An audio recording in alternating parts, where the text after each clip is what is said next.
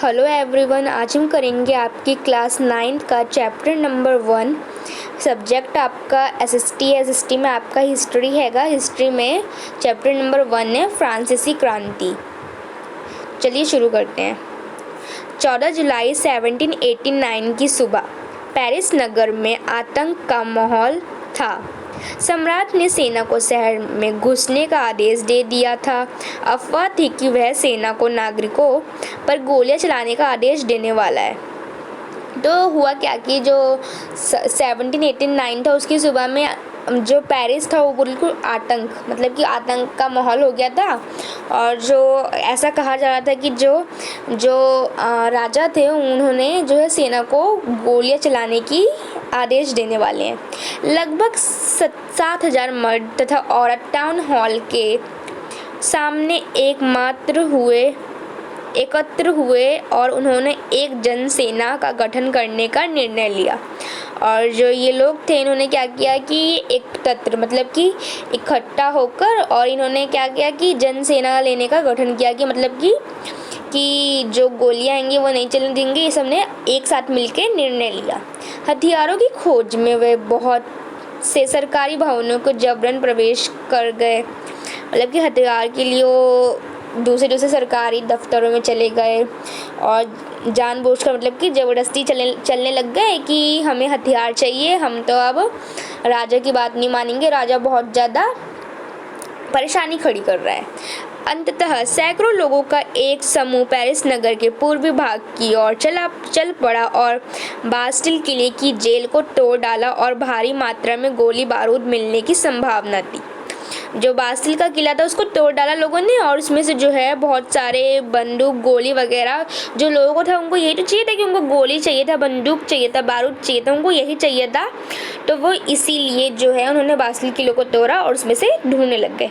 हथियारों का कब्जा की इस सस्तर लड़ाई में बास्टिल का कमांडर मारा गया।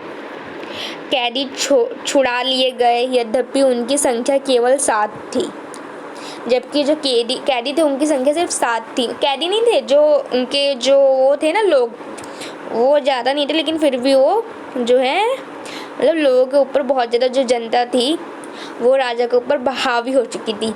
निरंकुश शक्तियों का प्रतीक होने के कारण बास्टिल किले लोगों को घृणा का केंद्र था। इसलिए किले को ढा दिया गया। जो बास्टिल किला था वो लोग नफरत करते थे, तो इसलिए उन्होंने किले को जो है गिरा दिया।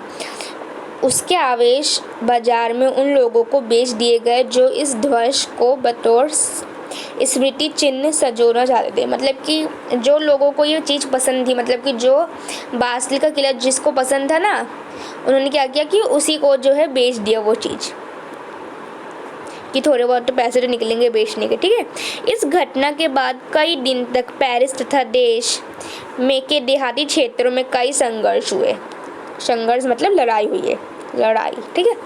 अधिकांश जनता पाव रोटी की महंगी कीमतों का विरोध कर रही थी। बाद में इस दौर का सिंहावलोकन करते हुए इतिहासकारों ने इसे एक लंबे घटनाक्रम की ऐसी शुरुआत कड़ियों के रूप में देखा जिनकी परिणति फ्रांस के सम्राट का फांसी दिए जाने में हुई। हालांकि उस समय अधिकांश लोगों के नतीजे और की उम्मीद नहीं थी। ऐसा क्यों और कैसे? जो ये स्टोरी बता रहेगा ये तो हमको ये समझ नहीं आया ना आपको कि ये क्या क्या हुआ था और ये कैसे हुआ। तो यही कह रहा है कि ऐसा क्यों हुआ और कैसे हुआ, कि रीज़न क्या था ऐसा करने का, कि जो लोग थे वो जनता के ऊपर जो जनता थी वो राजा के ऊपर हावी हो गए और राजा जो थे गोली चलाने का आदेश क्यों देने वाला था, और जो बास्टिल का किला था उसको क्यों ध्वस्त किया गया, कि उसको क्यों जो है ढा दिया गया, ऐसे क्यों हुआ ये पूछ रहा है इसमें।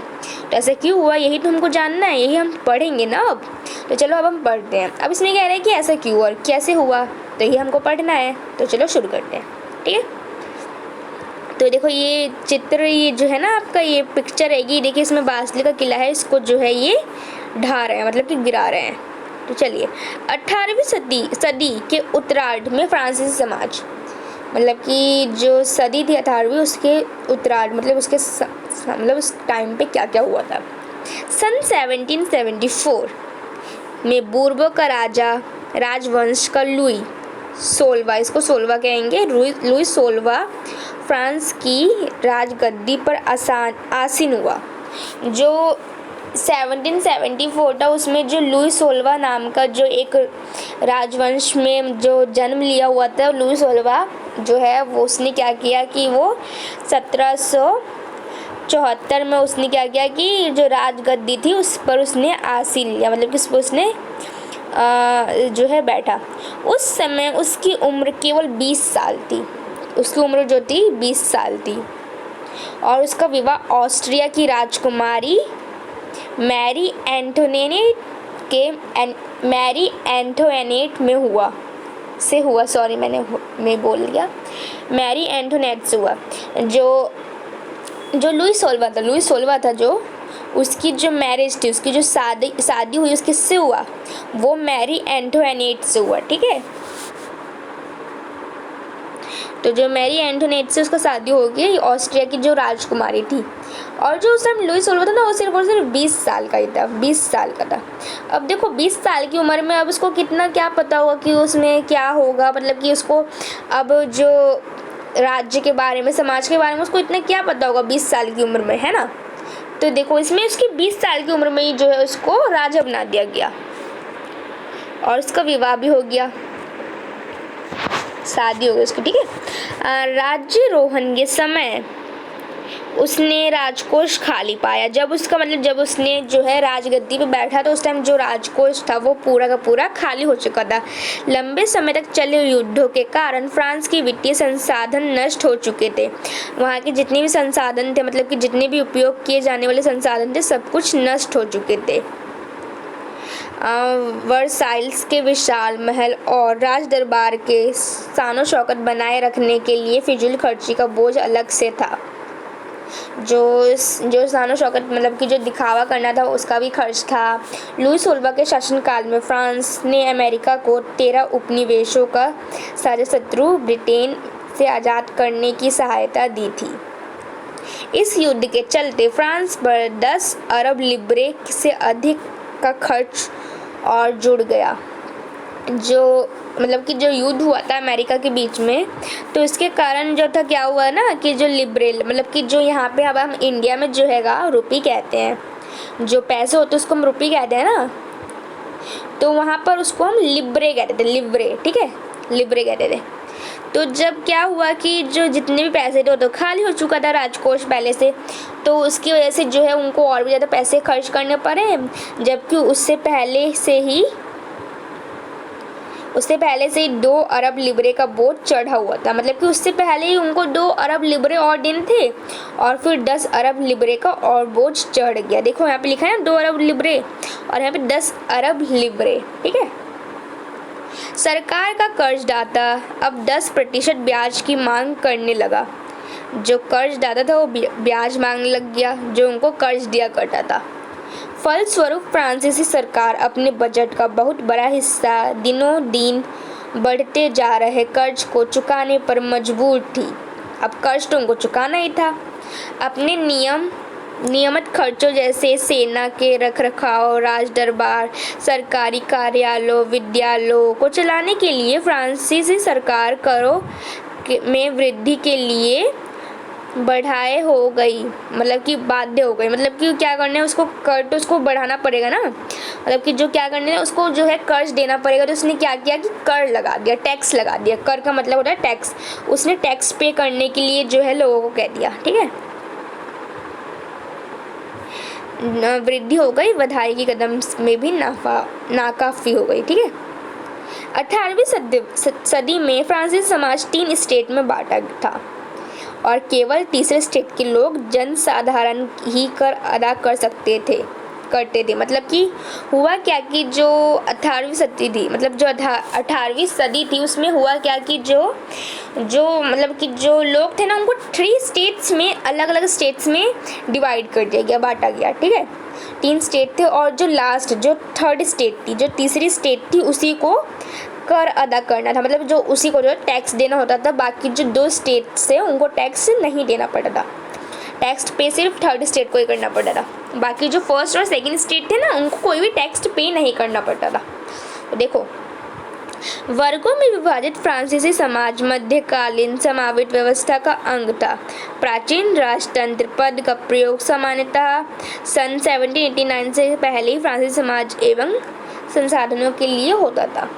तो जो उन्होंने विभाजित कर दिया था कि कैसे कैसे जो है उन्होंने बांट दिया था कि कैसे कैसे उनको जो है कि कर लेना है। तो इसमें पहले ये देख लो कि इसमें कौन कौन से स्टेट्स थे। तो देखो इसमें एक है प्रथम स्टेट, फिर द्वितीय स्टेट, फिर तृतीय स्टेट। तो देखो प्रथम स्टेट में पादरी वर्ग है, द्वितीय स्टेट में कुलीन वर्ग है और तृतीय स्टेट में जो है बड़े व्यवसाय हैं, व्यापारी है, अदालत है, अदालत होगा इसमें, ठीक है, अदालत होंगे, कर्मचारी हैं, वकील है, किसान, कारीगर, छोटे किसान, भूमिहीन मजदूर, नौकर, ये सब है। और जो ये प्रथम और द्वितीय स्टेट थे ना, ये कौन थे? ये जो राजा के उसमें होंगे ना, अंडर में, राजा के अंडर में जो होंगे ये वो जो राजा के साथ मिले रहते थे, ये वो थे पादरी वर्ग और कुलीन वर्ग। और जो छोटे किसान थे, व्यवसाय थे, जो छोटे मजदूर वगैरह थे, उन सबको इन्होंने थर्ड स्टेट में कर दिया था। उन्हीं सबको जो है टैक्स पे करना पड़ा था, इन्हीं को टैक्स जो है देना पड़ेगा और जो फर्स्ट और सेकंड स्टेट है उनको टैक्स पे नहीं करना पड़ेगा, ऐसा हो गया था। और देखो इसमें आप देख सकते हो कि तृतीय स्टेट में कुछ लोग अमीर भी हैं, कुछ गरीब भी हैं, है ना, ऐसा भी हुआ है। तो बहुत ज़्यादा नाइंसाफ़ी करी इन लोगों ने, ठीक है। तो देखो हम कहाँ पे थे, हमने ये पढ़ा कि वर्गों में विभाजित फ्रांसीसी समाज मध्यकालीन समानती व्यवस्था का अंग था। प्राचीन राजतंत्र पद का प्रयोग सामान्यतः 1789 से पहले फ्रांसीसी समाज एवं संस्थाओं के लिए होता है। अब जो इसमें चित्र दो है फ्रांसीसी समाज की वर्ग व्यवस्था को दर्शाता है कि जो ये वर्ग व्यवस्था मतलब कि जो बता रहा है कि ये इसमें कैसा कैसा हाल था लोगों के बीच में उस टाइम। पूरी आबादी में लगभग 90% किसान थे, मतलब जो 90%, देखो 100 में से 90% जो थे बेचारे किसान थे, उनको ही टैक्स पे करना पड़ता था। देखो इसमें लास्ट में जो थर्ड स्टेट है उसमें किसानी तो आ रहे हैं, तो इनमें सारा जो पे है, जो टैक्स पे है वो कौन करेगा? टैक्स जितना भी हो किसानी तो पे करेगा, और कौन करेगा, है ना। लेकिन ज़मीन के मालिक किसानों की संख्या बहुत कम थी और जो ज़मीन के मालिक थे वो बहुत कम थे और किसानों की संख्या बहुत कम थी। लगभग 60% ज़मीन पर कुलीनों, चर्च और तीसरे स्टेट के अमीरों का अधिकार था। मतलब जो किसान थे उन बेचारों के पास तो ज़मीन थी ही नहीं, ज़मीन तो जो जितने भी थे कुलीन वर्ग वालों ने ले लिया और जो अमीर जो थे तीसरे स्टेट के उन्होंने अपना अधिकार जमा लिया था। प्रथम 2 स्टेट कुलीन वर्ग एवं पादरी वर्ग के लोगों को कुछ विशेष अधिकार जन्मता से ही प्राप्त थे। मतलब जो प्रथम स्टेट और द्वितीय स्टेट थे ना, उनको जन्म मतलब जब से वो पैदा हो जाएंगे, जब से उनको ये अधिकार था कि कुछ अधिकार थे उनको। चलो हम वो अधिकार देख लेते हैं क्या क्या अधिकार थे।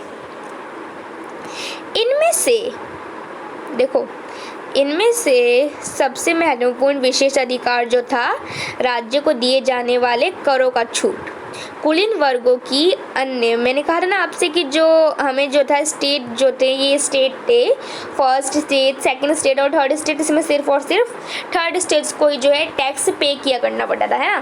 तो इसमें यही कह रहा है कि इन्हों जन्म से विशेष अधिकार ये था कि जो ये है टैक्स पे नहीं करेंगे। टैक्स पे तो भाई बस थर्ड वाला करेगा, मतलब थर्ड स्टेट वाला ही करेगा, तृतीय स्टेट वाला। और ये फर्स्ट और सेकंड स्टेट तो भाई बस ये कुछ करेंगे ही नहीं, इनको टैक्स पे करना ही नहीं है, ये तो आराम से मजे लेंगे, बैठेंगे, मतलब ठीक है।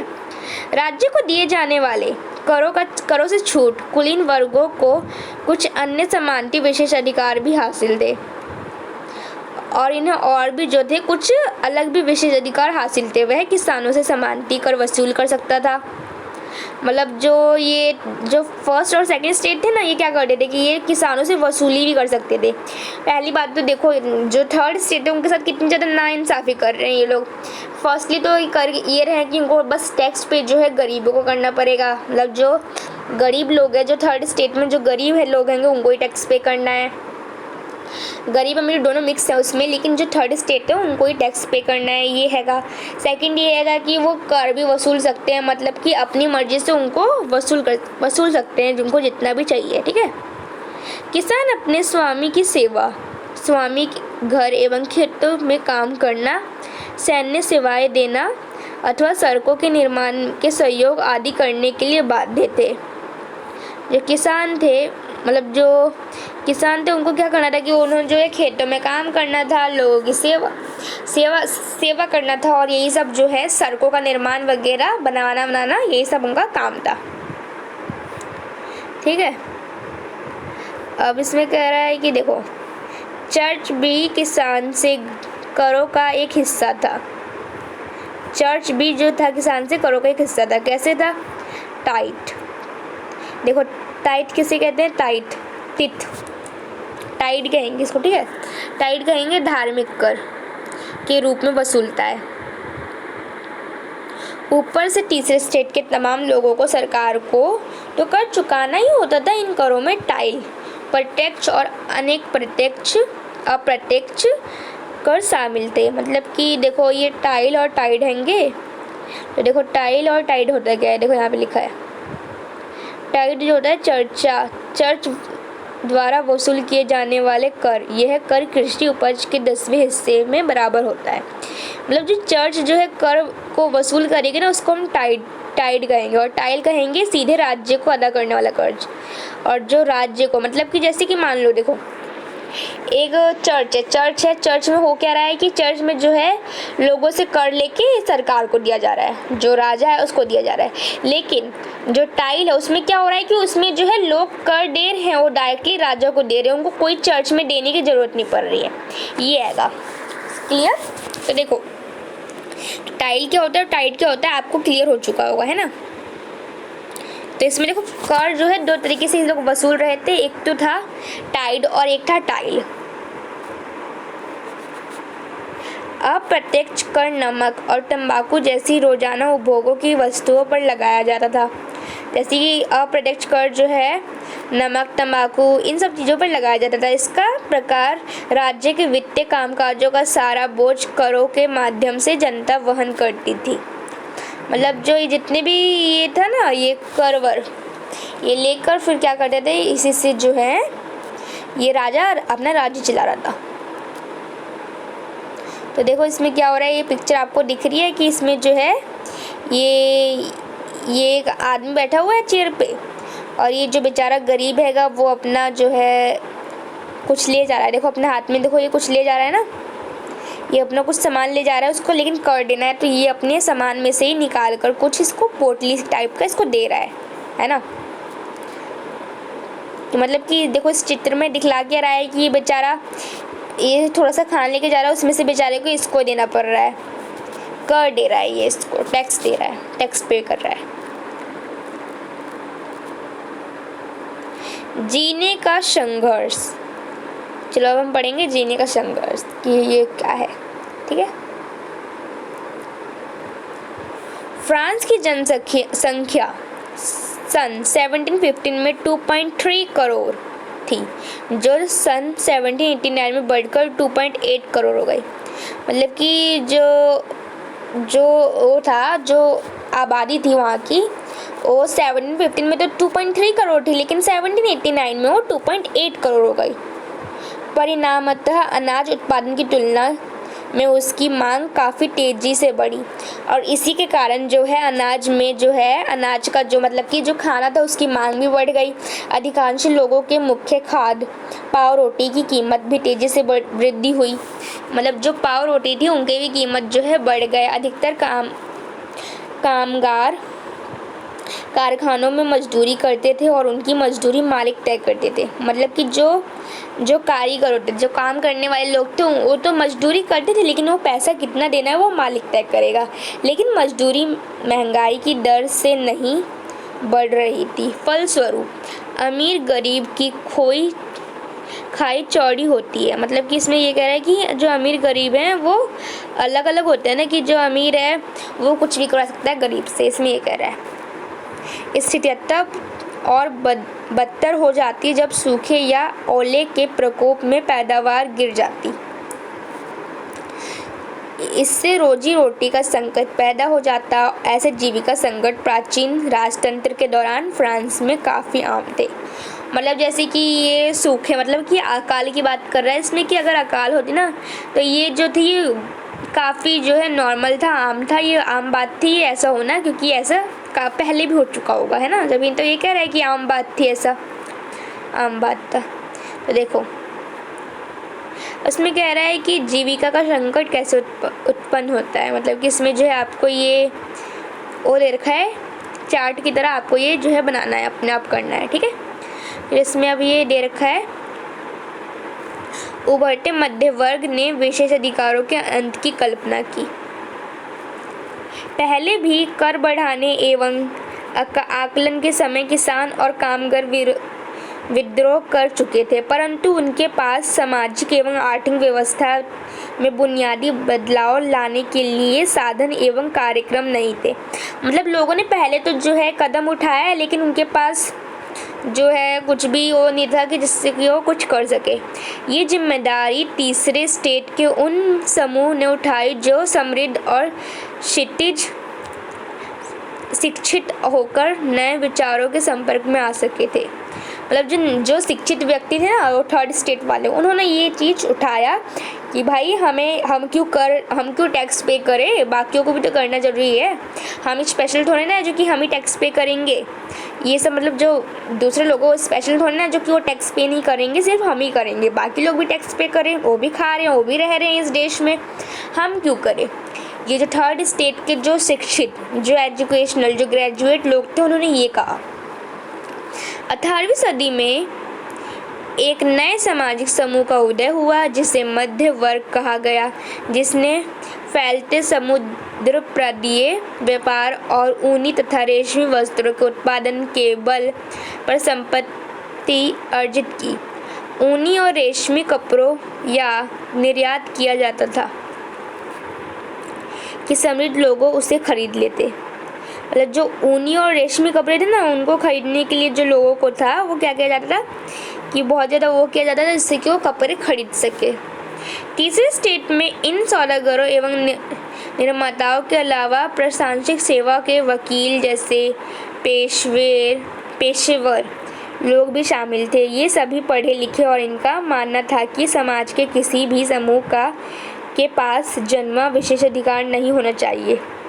जो कुछ पढ़े लिखे लोग थे, मतलब जो यहाँ पे पढ़े लिखे लोग थे, वो ये कहना चाहते थे कि ऐसा मतलब कि ऐसा नहीं करना चाहिए कि सिर्फ विशेषाधिकार इन्हीं लोगों को प्राप्त होना चाहिए, या फिर सबको विशेषाधिकार प्राप्त होना चाहिए, या फिर ये जो भी मतलब कि ये कहना चाहते थे कि विशेषाधिकार किसी को भी प्राप्त नहीं होना चाहिए, सबके साथ जो है नॉर्मल बिहेवियर होना चाहिए।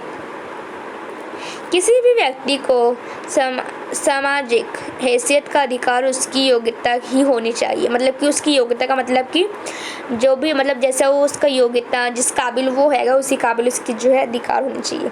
स्वतंत्रता, समान नियमों तथा समान अवसरों विचार पर आधारित समाज की यह परिकल्पना जॉन लॉक और जॉक रूसो जैसे दार्शनिक प्रस्तुत की थी अपनी ट्रूटाइजन ऑफ गवर्नमेंट में।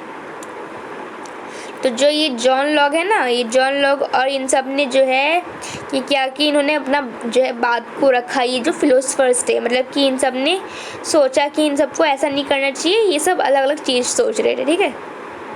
फिर जो लॉक ने राजा के देवी और निर्कुश अधिकारों के सिद्धांत का खंडन किया था।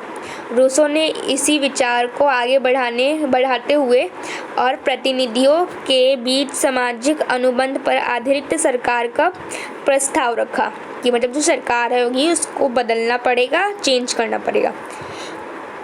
मॉन्टेरेक्यू ने the spirit of the laws नामक रचना में सरकार के अदर विधायिका, कार्यपालिका और न्यायपालिका के बीच सत्ता विभाजन की बात कही।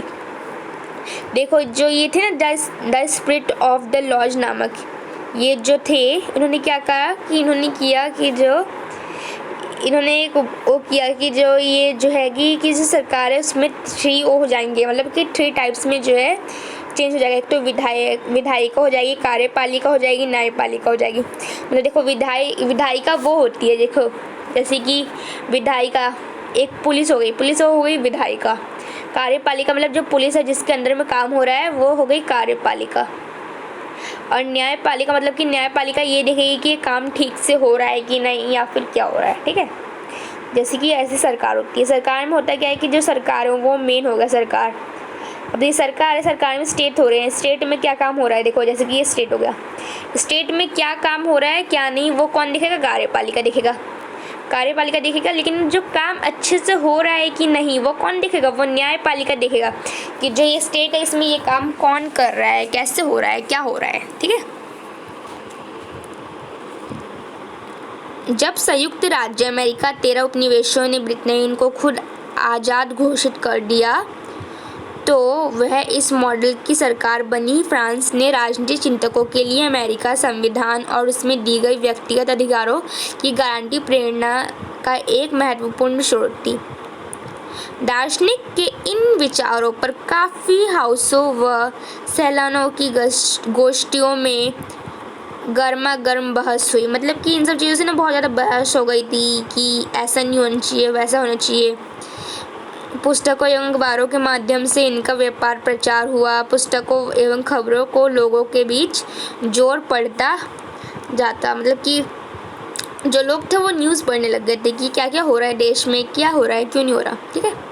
जो अनपढ़ थे उन्हें भी समझ सके। मतलब कि न्यूज़ इसलिए पढ़ना शुरू किया ना कि जो अनपढ़ थे उनको भी समझ आए कि यार देश में चल क्या रहा है, हो क्या रहा है।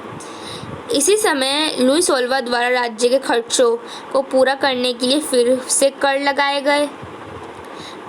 विशेष अधिकार वाली व्यवस्था के विरुद्ध गुस्सा भड़क गया और जो विशेष अधिकार था वो तो अभी भी था ही ना, तो इसके लिए जो लोग थे वो उनके गुस्सा आ गए, विरुद्ध हो गया। मतलब कि हमें तो कर हम पे करेंगे ही नहीं ना, हम क्यों दें कर, ये कह रहे थे कि हम क्यों कर दें।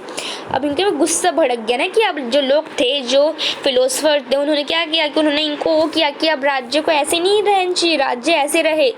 वो जो है वो राजा का बिल्कुल कहना ना माने, मतलब कि जो राजा है वही क्यों माने, वो अपनी हिसाब से चले, सब कुछ ही ऐसा होने लग गया था।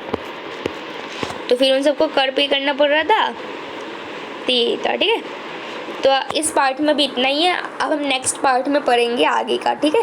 आगे का जो टॉपिक है आपका टॉपिक क्या है आपका आगे का, क्रांति की शुरुआत। क्रांति की शुरुआत कैसे हुई ये हम नेक्स्ट टॉपिक में पढ़ेंगे। अब हमने इतना पढ़ लिया, ओके। तो ये था आपका चैप्टर, अभी ये पार्ट 1 है, पार्ट 2 आपका नेक्स्ट वीडियो में होगा। आपको ये वीडियो कैसी लगी मुझे कमेंट सेक्शन में ज़रूर बताइएगा। वीडियो अच्छी लगी तो लाइक करना, चैनल को सब्सक्राइब करना। Thank you so much.